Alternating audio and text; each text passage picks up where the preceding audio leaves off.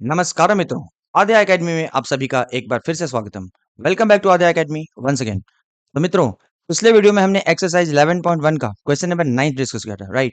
आज हम डिस्कस करेंगे question number 10 and question number 11। लेकिन मित्रों, एज यूजुअल क्वेश्चन डिस्कस करने से पहले मैं हर बार की तरह आपसे रिक्वेस्ट करूंगा कि आप please please kindly watch the previous videos, क्योंकि पुराने वीडियोस में जो भी क्वेश्चंस और कॉन्सेप्ट्स हमने डिस्कस किए हैं, मैं आपको बता रहा हूँ 100% definitely they are going to help you in the coming questions. Okay, वो नए क्वेश्चंस के लिए हमेशा आपके लिए हेल्पफुल रहेंगे। ओके, तो चलिए देखते हैं क्या बोलता है question number 10। An umbrella has 8 ribs which are equally spaced. मतलब क्या है? ये देखिए, ये एक अम्ब्रेला है, उसमें 8 रिब्स हैं। कितने? 1 2 3 4 5 6 7 8 and they are equally spaced. ये इक्वली स्पेस्ड का भी कुछ मतलब है। क्या मतलब है इसका? इसका मतलब ये है, अगर आप ध्यान से देखें, तो ये जो रिब्स है ना, तो ये क्या बन रहा है? ये उसका एक एंगल बन रहा है, इज़न्ट इट? ये क्या बन रहा है? एंगल बन रहा है, थीटा। तो इक्वली स्पेस्ड का मतलब क्या है? कि ये जो रिब है ना, इसका भी एंगल थीटा ही होगा, इसका भी थीटा होगा, इसका भी थीटा होगा, सबका सब क्या होगा? थीटा होगा, और because all of them are equally spaced. और एक और भी इसका मतलब है, अगर थीटा सेम होगा, तो फिर ऑब्वियस सी बात है, जो एरिया है ना, वो भी क्या होगा? सेम होगा। ध्यान से देखिए, जितना एरिया इस नहीं इसका होगा, सबके सबके एरिया क्या होंगे? All of them will have the same areas. Okay friends, next thing is assuming umbrella to be a flat circular और circle. Assuming umbrella to be a flat circle मतलब क्या है? ये जो देखिए कॉर्नर्स पे ग्रुप्स कुछ डिजाइन दिख रहे हैं, आपको ऐसा नहीं मानना है, आपको एज्यूम करना है कि ये बिल्कुल फ्लैट है, ठीक है? बिल्कुल वैसे सर्कल का सर्कमफ्रेंस कैसा होता है, उसी टाइप का, ठीक है? ये ग्रुप्स नहीं है, ठीक है? इसको बिल्कुल एक सर्कल मान के चल सकते हैं। Assuming this umbrella to be a flat circle of radius 45 centimetres, यानी ये सर्कल का रेडियस, रेडियस क्या है मित्रों? यहाँ से लेकर यहाँ तक क्या है? ये रेडियस है। तो इस सर्कल का रेडियस भी हमें इनडायरेक्टली दिया है, कितना? 45 सेंटीमीटर्स। ओके फ्रेंड्स, तो find the area between two consecutive ribs of the umbrella. तो आई थिंक अभी तक आपको समझ में आ गया होगा कि हमें क्या कैलकुलेट करना है। हमें फाइंड करना है the area between consecutive ribs. का मतलब क्या है? ये जो एरिया जो मैंने शेड किया ना, this is the area that you have to calculate. तो मित्रों, ये देखकर आपको एकदम अच्छे से समझ में आ गया होगा कि ये जो शेडेड एरिया है ना, वो क्या है? That is representing a sector, isn't it? वो एक सेक्टर की तरह है, isn't it? Area between the to radii and an arc, ये सब के सब हमने इंट्रो वीडियो में डिस्कस किए हैं। ये जो एरिया जो आपको कैलकुलेट करना है, वो क्या है? That is an area between the to radius. ये दो रेडियाई है और आर्क के बीच का है, तो उसको क्या बोलते हैं? सेक्टर बोलते हैं। तो इनडायरेक्टली मित्रों हमें क्या फाइंड करना है? ये जो सेक्टर है उसका एरिया फाइंड करना है। ओके फ्रेंड्स, आई होप आपको समझ में आ गया होगा। तो नेक्स्ट थिंग अब क्या है कि ये देखिए, ये थीटा है, ये थीटा है, ये थीटा है, ये थीटा है, ये थीटा है, ये थीटा, कितने बार है? 8 टाइम्स। यानी कि ये टोटल कितना हो जाएगा? 8 टाइम्स थीटा। यानी कि थीटा को मैं 8 बार ऐड कर रहा हूँ, इजंट इट? तो थीटा को मैं 8 ऐड करूंगा तो क्या हो जाएगा मित्रों? नॉट थिंग, वो 8 थीटा हो जाएगा। तो ये जो सारे, ये जो जितने भी एंगल्स हैं, जो सेक्टर के एंगल्स हैं, वो सब मिलकर कितना बन जाएंगे? 8 थीटा। दूसरी चीज आपको क्या ध्यान में रखनी है कि ये सारे एंगल्स मिलकर ओवरऑल कितना एंगल बनाएंगे? Don't you think they will make 360 degrees? because they are what? They are angles at a point, and angles at a point मिलकर कितना बनाते हैं? मान लीजिए पॉइंट है, ये सारे एंगल सब जुड़ जाएंगे तो ये टोटल कितना बनता है? This is equal to 360 degrees. Okay friends, तो आई होप आपको समझ में आ गया होगा। यानी ये 8 थीटा जो है ना, इन सबको जब मैं ऐड करूंगा तो क्या बन जाएगा? 8 theta, and that will be equal to how much मित्रों? It will be equal to 360 degrees. Okay friends, तो इससे हमें थीटा की वैल्यू मिल जाएंगी। तो theta will be how much? It will be 360 upon 8। 360 upon 8 क्या होता है फ्रेंड्स? 8 4 जा 32 होता है। कितना बचा? 4 40। तो 8 5 जा व्हाट? 8 5 जा 40। यानी कि मित्रों, ये थीटा जो मिला ना हमें, वो कितना मिला? वो हमें मिला 45 डिग्रीज। ओके फ्रेंड्स, और ये थीटा 45 मिलने का मतलब क्या है? कि ये जो सेक्टर हमें कैलकुलेट करना है ना, एरिया, उस हर एक सेक्टर का जो एंगल है वो है theta. Now it's so easy to find the area of the sector, doesn't it? अगर आप लोगों ने इंटरव्यू वीडियो से लेकर अभी तक, इसलिए बोलता हूँ पुराने वीडियोस को जरूर देखें, क्योंकि इनडायरेक्टली हमें क्या फाइंड करना है? Area between ribs, area of sector, isn't it? Area between ribs का मतलब क्या हो गया? Area of the sector. और वो हमें पता है कितना होता है? Theta by 360 into pi r square, isn't it? ये तो आप फर्स्ट वीडियो से ही आप देखते आ रहे हैं।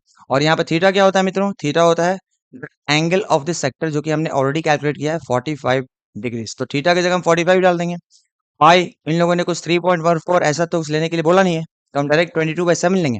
और radius of the circle is how much? 45 centimetres, जो कि हमने यहाँ पे दिखाया 45 सेंटीमीटर। तो मित्रों, सारे के सारे वैल्यूज दिए हैं, हमें जस्ट क्या करना है? वैल्यूज को पुट करना है और हमें अपना आंसर निकालना है। तो थीटा कितना है मित्रों? 45।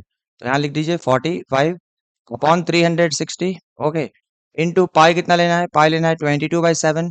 और आर स्क्वायर का मतलब हो गया आर इंटू आर, जो कि है 45 इंटू 45। ओके फ्रेंड्स, अब बचा क्या इसमें? सिर्फ सिंप्लीफाई तो करना है। अगर आप ध्यान से देखें, तो ये 45 जो है ना, ये कितना जाएगा? 45 वन जा, डायरेक्ट मैं 45 से कर रहा हूँ, 45 वन जा, और ये हो जाएगा 45 टू जा होता है 90 एंड 4 टाइम्स, यानी कि 1/8 हो जाएगा। मित्रों, आप हो सके तो 5 से करें, इसमें कोई प्रॉब्लम नहीं है, मैंने डायरेक्टली कर दिया 1/8। ओके फ्रेंड्स, अब अगर ध्यान से अगर आप देखें, तो क्या मैं इसको वापस सिंप्लीफाई कर सकता हूँ क्या? ऑब्वियसली कर सकता हूँ। इसको मैं कर दूँ 2 4 जा, और इसको मैं कर देता हूँ 2 11 जा। अब अगर आप ध्यान से देखो, तो 4 से कुछ भी नहीं जाएगा और 7 से भी कुछ नहीं जाएगा। तो मित्रों, फाइनली हमें क्या मिल रहा है? 11 इंटू 45 अपॉन 7 इंटू 4। तो मित्रों, 11 into 45 upon how much? Upon 28। Okay friends, तो देखिए, अब आप क्या करेंगे, इसको सिंप्लीफाई करो। तो 45 इंटू 45 क्या होता है फ्रेंड्स? ये देखिए, ये मैं, हालांकि ये लोगों को करना चाहिए, लेकिन फिर भी मैं कर रहा हूँ। 45 इंटू 45 क्या हो गया फ्रेंड्स? 5 5 जा 25, 2 5 4 जा 20 एंड 2 22, 5 4 जा 20, 2 4 4 जा 16 एंड 2 18। तो 45 इंटू 45 हो गया 5 2 8 2 10 एंड 1 प्लस 1 2, यानी 2025। देखिए मित्रों, 45 इंटू 45 हो गया इंटू 11। अब आप इसको 11 से मल्टीप्लाई करो, 11 से करेंगे तो क्या होगा?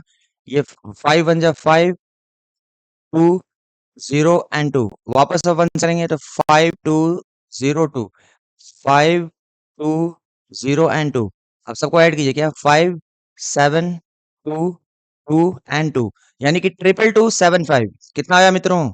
ये आया हमें 222 3 times 2 and 7 5, and divided by how much friends? It is divided by 7 into 4, which is 28। तो देखिए मित्रों, ये कैलकुलेशन आप खुद से कर लीजिएगा, क्योंकि अभी मैं अगर इसको कैलकुलेट करूंगा तो क्या होगा कि काफी टाइम लग जाएगा और वीडियो काफी लंबा हो जाएगा। ओके, और आई होप कि 100% ये काम आप खुद से कर सकते हैं, isn't it so easy?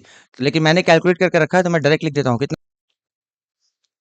795.53। Okay friends, और ये हमारा हो गया फाइनल आंसर। और एक और चीज आप गलती से भी ना भूलें, क्या? यूनिट। यूनिट क्या होगा फ्रेंड्स? रेडियस का यूनिट क्या दिया है? सेंटीमीटर्स। तो फिर हमें मित्रों, इसका एरिया का भी जो यूनिट होगा वो क्या हो जाएगा? वो हो जाएगा सेंटीमीटर स्क्वायर। तो ये करना आप ना भूलें, centimetre square, centimetre square. Okay friends, तो car has two wipers which do not overlap. मतलब ऐसा नहीं कि ये वाइपर इसके ऊपर ओवरलैप कर जाए, ठीक है? सो मैंने थोड़ा इजी करने के लिए ऐसे दो वाइपर्स बना दिए हैं। ये देखिए, ये वाइपर है, ऐसे नॉर्मल कंडीशन में ऐसे रहता है, और जब उसको आप ऑन करेंगे तो ये वाइपर्स ऐसे करके यहाँ तक आता है ऐसे, और फिर वापस ऐसे आता है, फिर ऐसे आएगा, फिर ऐसे आएगा। तो ये हो गया एक वाइपर, ठीक है? और ये हो गया दूसरा wiper. And according to question, दोनों वाइपर्स सिंपल सी बात है ना, सेम ही होंगे। ऐसा नहीं कि ये 25 का है और ये 50 का होगा, ठीक है? नॉर्मली हम क्या देखते हैं कि दोनों वाइपर्स जो है, उनका रेडियस क्या होता है? वो सेम ही होता है, यानी कि both of them are equal. अब क्वेश्चन में आते हैं। Each wiper has a blade length of 25 centimetre. ये थोड़ा सा फिगर ऑलरेडी मैंने पहले से बना कर रखा है। ये देखिए, दिस इज द पॉइंट जिसके अलॉन्ग वो ऐसे रोटेट कर सकता है, और ये ब्लेड है, राइट? यहाँ से लेकर यहाँ तक।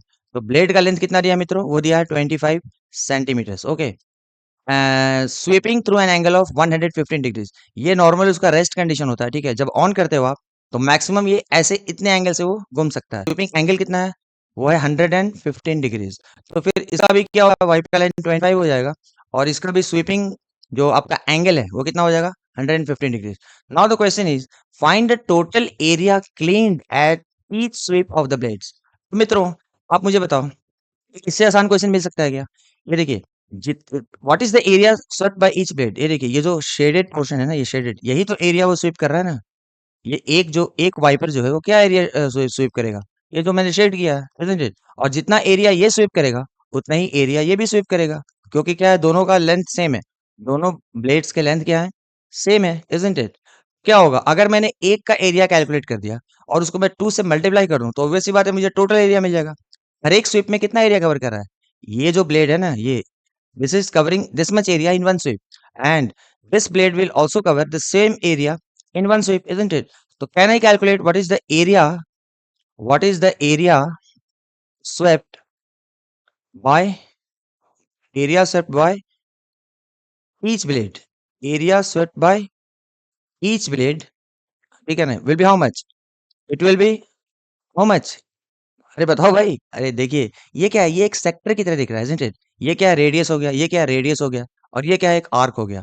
तो area between the two radii and arc क्या होता है? और सेक्टर ही तो होता है ना मित्रों। यानी इनडायरेक्टली हमें area of this sector is what we have to find. Area of swept by each blade will be how much? Area of the sector.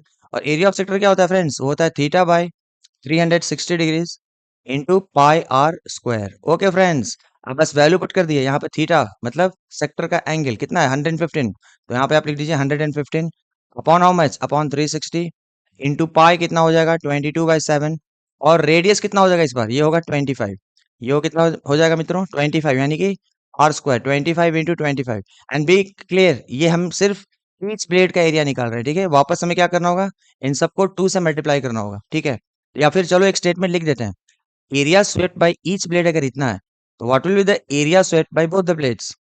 So area swept by two blades, area swept by two blades will be how much? 2 times 2 into area which is swept by the one blade.